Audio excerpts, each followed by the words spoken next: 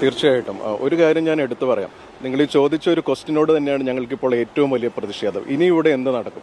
ഈ 17 വർഷങ്ങളിലൂടെ എന്ത് നടന്നു? എങ്ങനെ ഒരു പദ്ധതി നടപ്പാക്കാതിരിക്കാമെന്ന് നമ്മൾ ചിന്തിച്ചിട്ടുള്ള സമയമാണ് 17 വർഷങ്ങൾ.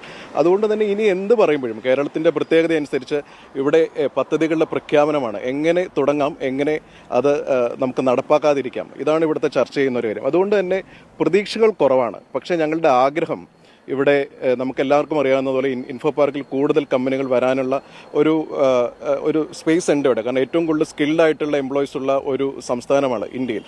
അപ്പോൾ അതുകൊണ്ട് തന്നെ നമ്മൾ ഇവിടെ നമുക്ക് തൊഴിലവസരങ്ങൾ സൃഷ്ടിക്കണമെങ്കിൽ ഇവിടെ കുറേ കമ്പനികൾ വരാൻ താല്പര്യം പ്രകടിപ്പിക്കുന്നുണ്ട്. അവർക്ക് വേണ്ടിയിട്ടുള്ള ഇൻഫ്രാസ്ട്രക്ചർ ഇവിടെ എത്രയും പെട്ടെന്ന് നമ്മൾ തുടങ്ങണം. ഒരു കാര്യമുണ്ട്, ഇനി നമ്മൾ എടുക്കുന്ന ഏജൻസി അത് ഏറ്റവും വിശ്വാസമുള്ള ഒരു ഏജൻസി ആയിരിക്കണം. അത് ഗവൺമെന്റിന് വിശ്വാസമുള്ള ഏജൻസി അല്ല, മറിച്ച് ജനങ്ങളെ കൂടി വിശ്വാസത്തിൽ എടുത്തിട്ടുള്ള ഒരു ഏജൻസി ഇവിടെ വന്ന് വേണ്ട ഇൻഫ്രാസ്ട്രക്ചർ തുടങ്ങി കമ്പനികളെ ഇവിടേക്ക് ആകർഷിക്കാൻ പറ്റണം. ഒറ്റ കാര്യം ഞാൻ പറയുകയാണ്, ഇവിടുത്തെ യുവാക്കൾ, മോഹൻലാലിന്റെ സിനിമയിൽ ഒരു ഡയലോഗുണ്ട്, ചിന്തിക്കുന്ന ഒരു തലമുറ ഇവിടെയുണ്ട്.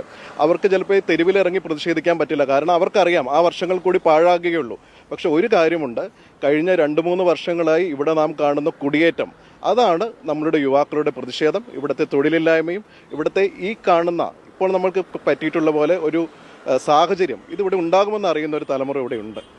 അതാണ് അനുഭവിച്ചവർ, കാണുന്നവർ, വർഷങ്ങളായി കണ്ടവർ തന്നെയാണ് അക്കാര്യങ്ങൾ വിശദീകരിച്ചത്. നമുക്ക് തൊട്ടപ്പുറത്ത് ഇൻഫോ പാർക്ക് ഉണ്ട്, അവിടേക്ക് ഇപ്പോൾ ജീവനക്കാർ എത്തിക്കൊണ്ടിരിക്കുകയാണ്. ഇവിടെ അധികം വൈകാതെ തന്നെ കൊച്ചി മെട്രോ റെയിലും വരികയാണ്. അങ്ങനെ പ്രതീക്ഷയുടെ വാനോളം ഇൻഫോ പാർക്കിൽ കുതിച്ചുയരുകയാണ്. ആ ഒരു വളർച്ചയിൽ സ്മാർട്ട് സിറ്റിയും ഭാഗമാകുമെന്ന് പ്രതീക്ഷിക്കാം. എന്തായാലും ഇനി എന്ത് എന്നുള്ളതാണ് ചോദ്യം. അതിന് സമയബന്ധിതമായി തന്നെ പ്രൊജക്ട് തയ്യാറാക്കണം. അത് ഒട്ടും താമസമില്ലാതെ തന്നെ നടപ്പിലാക്കാനുള്ള ഒരു മനോധൈര്യം കൂടി സംസ്ഥാന സർക്കാരിന് കാണിക്കേണ്ടതുണ്ട്. അത് പൊതുജനങ്ങളെ കൂടി വിശ്വാസത്തിലെടുത്തുകൊണ്ട് ഒരു പദ്ധതിയായിരിക്കണമെന്ന് തന്നെയാണ് ജനങ്ങൾക്കും പറയാൻ.